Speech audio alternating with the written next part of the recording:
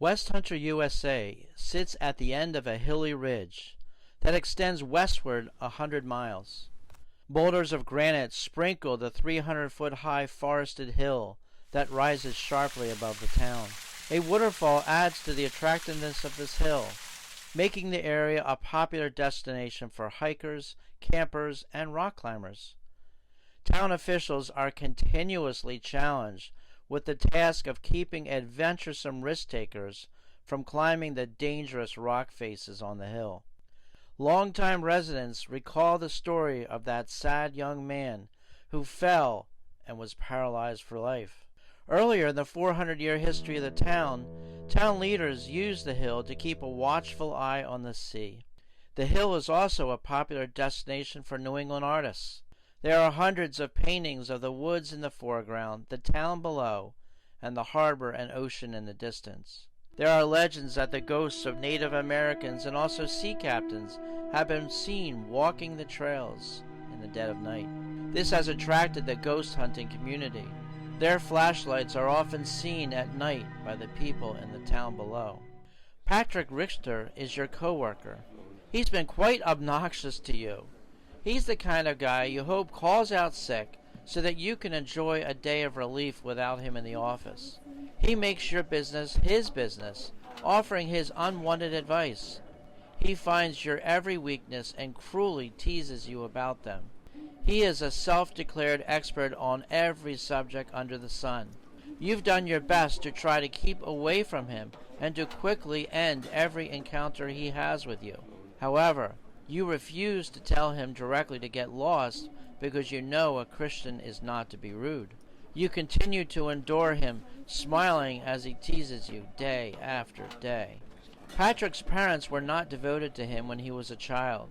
They were far more concerned about their careers as well as their social standing in their community.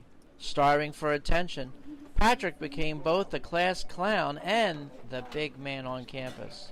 His 8-year childless marriage ended after his wife had enough of his adolescent behavior.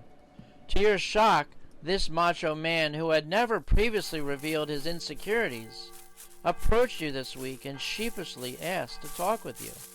You suggested the two of you go for a walk.